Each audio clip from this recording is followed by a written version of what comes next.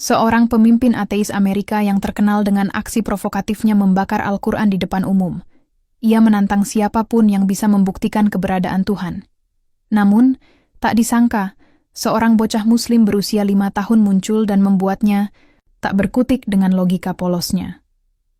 Apa yang dikatakan bocah itu, hingga sang ateis akhirnya bertekuk lutut dan menjadi mu'alaf.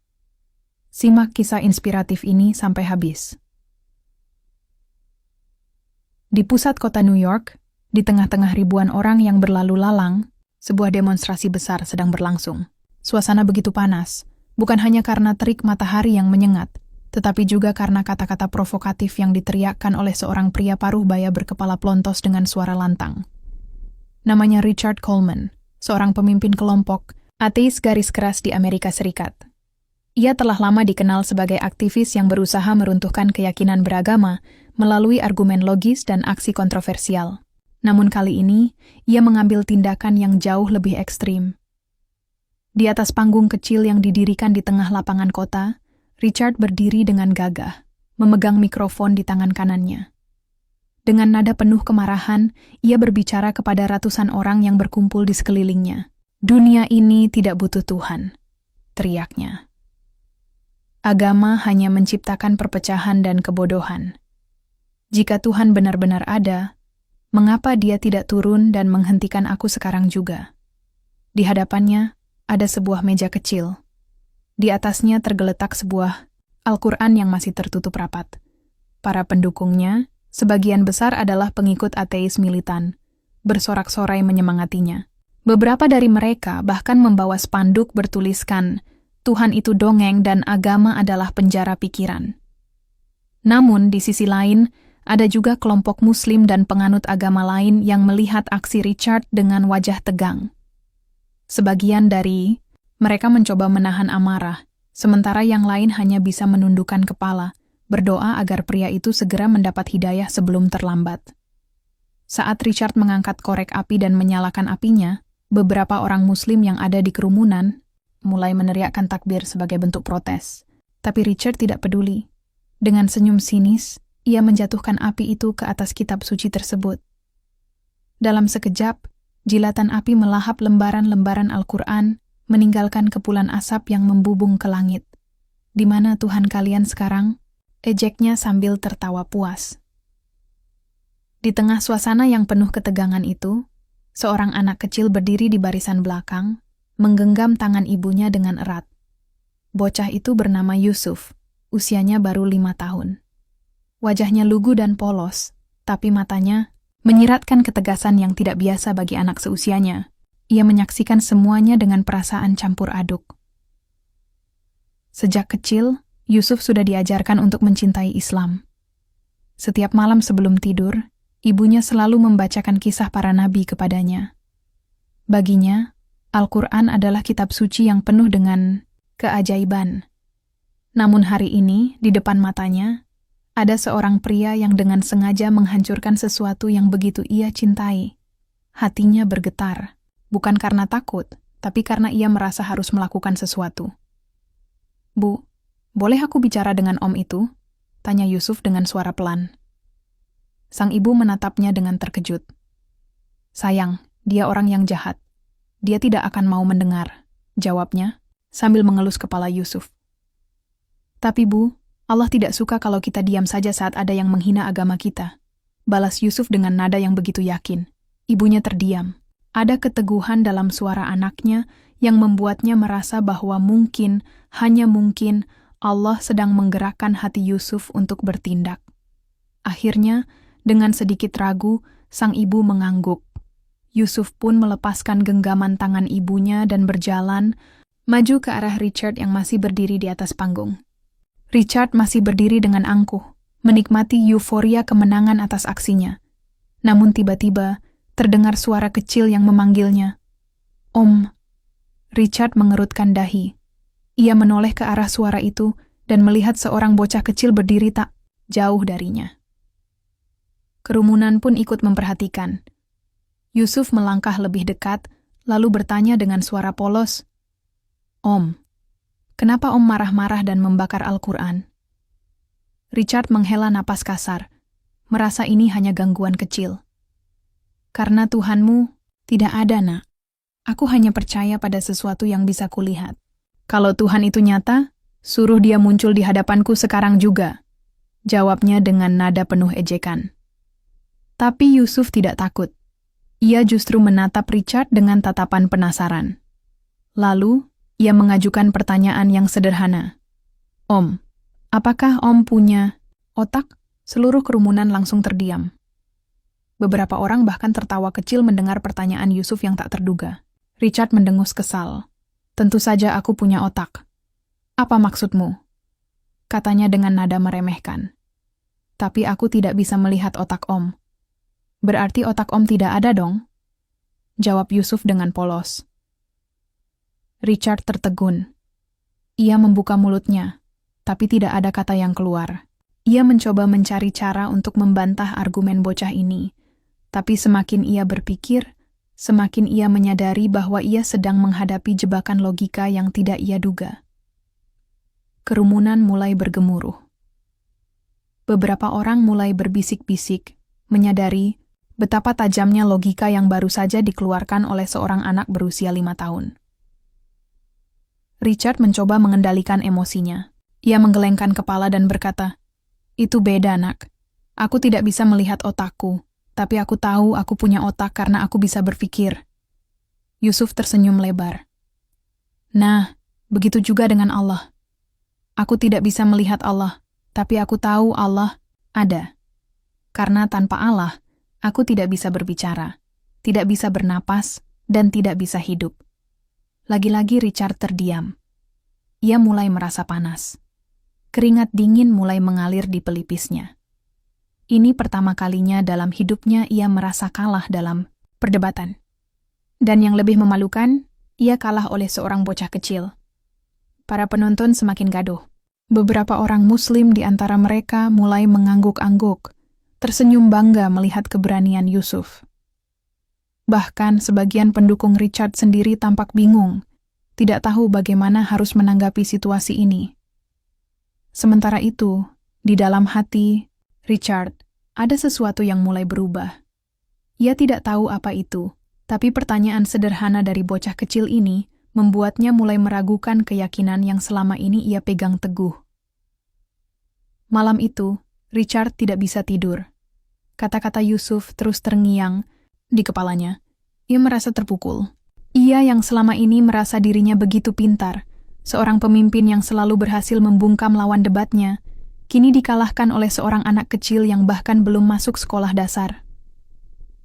Apa yang baru saja terjadi? Pikirnya. Untuk pertama kalinya dalam hidupnya, ia merasa bahwa mungkin saja, ia yang selama ini salah. Malam itu, Richard duduk di kursi kayu di apartemennya yang terletak di pusat kota. Ruangan yang biasanya terasa nyaman kini seakan menyesakkan. Lampu temaram memantulkan bayangannya di dinding, namun pikirannya jauh melayang ke perdebatan siang tadi. Kata-kata bocah kecil bernama Yusuf itu terus terngiang di kepalanya. "Bisa? Om tunjukkan otak Om kepadaku?" Richard menggeram pelan, merasa malu pada dirinya sendiri. Ia yang selama ini dikenal sebagai ahli debat, yang sering tampil di berbagai acara televisi untuk membungkam kaum beragama, kini justru terdiam tak berdaya di hadapan seorang bocah berusia 5 tahun. Ia mencoba mencari cara untuk mengabaikan perasaan gelisah ini. Dulu, setiap kali merasa tersudut oleh argumen lawan, ia cukup membaca ulang buku-buku filsafat dan sains yang selama ini menjadi pegangan hidupnya. Tapi kali ini berbeda. Tidak peduli seberapa keras ia mencoba, ia tidak bisa menghilangkan pertanyaan sederhana itu dari pikirannya. Tangannya bergerak meraih secangkir kopi yang mulai dingin di meja. Ia menatap cangkir itu, lalu berbisik pada dirinya sendiri. "Aku tidak bisa melihat rasa pahitnya, tapi aku tahu kopi ini pahit karena aku bisa merasakannya." Tiba-tiba, sebuah pemikiran melintas di benaknya. Bukankah begitu juga cara kerja keyakinan? Bukankah ada banyak hal yang tidak bisa dilihat secara langsung, tetapi keberadaannya tetap dapat dirasakan? Richard menggelengkan kepala keras-keras, mencoba menepis pemikiran itu. Tidak mungkin. Aku tidak boleh mulai berpikir seperti ini, gumamnya. Namun semakin ia melawan, semakin ia merasa ada sesuatu yang mengusik hatinya.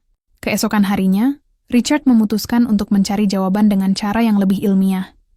Ia pergi ke perpustakaan kota dan mengambil beberapa buku yang membahas tentang keberadaan Tuhan, baik dari perspektif ateisme maupun teologi. Ia ingin menemukan celah dalam argumen agama dan meyakinkan dirinya sendiri bahwa Tuhan memang tidak ada. Namun, semakin ia membaca, semakin ia merasa tersesat. Ia menemukan banyak argumen dari ilmuwan Muslim yang tidak bisa ia bantah. Salah satu yang membuatnya terpukul adalah konsep keteraturan alam semesta. Bagaimana mungkin semua ini terjadi begitu saja? Pikirnya. Ia membaca bahwa para ilmuwan Muslim sejak abad pertengahan sudah banyak mengkaji bagaimana keteraturan yang kompleks di alam semesta menunjukkan adanya kekuatan yang maha cerdas di balik semuanya. Ia juga menemukan konsep tauhid dalam Islam yang menjelaskan bahwa Tuhan itu esa, tidak beranak, dan tidak diperanakan. Semakin dalam ia menggali, semakin ia merasa kecil di hadapan pengetahuan yang selama ini ia abaikan. Malamnya, Richard memutuskan untuk melakukan sesuatu yang tidak pernah ia lakukan sebelumnya. Dengan hati bergetar, ia membuka YouTube dan mencari ceramah-ceramah Islam. Salah satu video yang menarik perhatiannya adalah kisah para ilmuwan Barat yang akhirnya masuk Islam setelah mendalami Al-Quran. Ia mendengar seorang ilmuwan fisika menjelaskan bagaimana ayat dalam Al-Quran tentang cahaya yang berasal dari kegelapan telah terbukti dalam teori Big Bang. Lalu ada pula ayat tentang lautan yang memiliki batas antara air asin dan air tawar, sesuatu yang baru ditemukan oleh ilmuwan modern beberapa abad setelah Al-Quran diturunkan. Richard terperangah. Bagaimana mungkin kitab yang ditulis lebih dari 1400 tahun lalu bisa mengandung ilmu yang baru ditemukan di zaman modern? Jantungnya berdebar kencang. Ada sesuatu yang berubah dalam dirinya. 2 minggu telah berlalu sejak pertemuannya dengan Yusuf. Dan selama itu pula Richard terus menggali lebih dalam tentang Islam. Ia membaca Al-Quran terjemahan, mendengarkan ceramah, bahkan diam-diam datang ke sebuah masjid, hanya untuk melihat bagaimana Muslim beribadah. Awalnya, ia hanya ingin mencari kelemahan Islam. Tapi semakin ia mencari, semakin ia menemukan kebenaran yang sulit ia bantah. Pada suatu malam, ia duduk di kamarnya dengan Al-Quran di tangannya. Ia membuka secara acak, dan matanya tertuju pada ayat yang berbunyi, "Barang siapa yang Allah kehendaki mendapat petunjuk, niscaya dia akan melapangkan dadanya untuk menerima Islam." QS Al-An'am 125. Saat membacanya, dadanya tiba-tiba terasa lapang. Ia merasakan sesuatu yang belum pernah ia rasakan sebelumnya. Ketenangan yang luar biasa. Air matanya mengalir tanpa ia sadari. Ia merasa seolah-olah ayat ini berbicara langsung kepadanya. Ia merasa telah menghabiskan bertahun-tahun hidupnya dengan kesombongan, menolak kebenaran yang selama ini ada di depan matanya. Dengan tangan gemetar, ia mengambil ponselnya dan mencari lokasi masjid terdekat. Ia sudah tahu apa yang harus ia lakukan. Hari itu, di sebuah masjid kecil di pinggiran kota, Richard duduk bersimpuh di hadapan seorang imam. Beberapa jamaah berkumpul menyaksikan momen bersejarah itu. Dengan suara bergetar, ia mengucapkan, "Asyhadu an la ilaha illallah wa asyhadu anna Muhammadan Rasulullah." Tangis haru pun pecah di dalam masjid. Richard, yang dulu begitu membenci agama, kini telah menjadi seorang Muslim. Ia merasa seolah-olah beban berat yang selama ini ia pikul telah terangkat dari pundaknya. Setelah prosesi syahadat selesai, seseorang menarik lengannya. Richard menoleh dan melihat Yusuf berdiri di sana bersama ibunya. Bocah kecil itu menatapnya dengan senyum lebar. "Om sekarang udah Muslim?" tanyanya polos.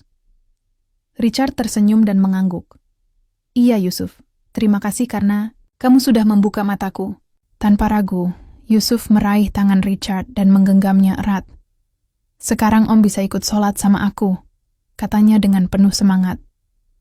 Richard tertawa kecil, lalu mengusap kepala Yusuf. Ya, dan aku akan belajar banyak darimu.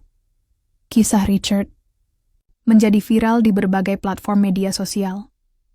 Banyak orang yang terkejut dengan perubahan drastisnya. Ia yang dulunya adalah tokoh ateis terkenal kini justru menjadi seorang muslim yang taat.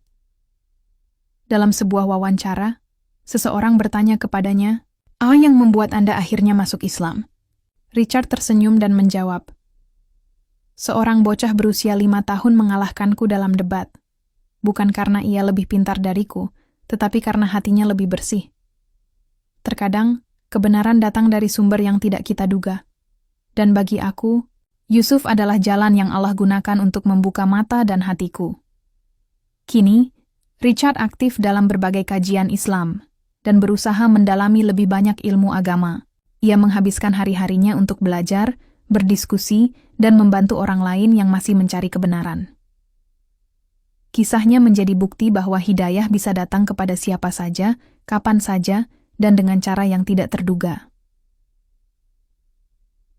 Jangan lupa like, share, dan tulis pendapat kalian di kolom komentar. Jika kalian merasa kisah ini menginspirasi, sebarkan, agar semakin banyak yang mendapat manfaat. Sampai jumpa di kisah selanjutnya.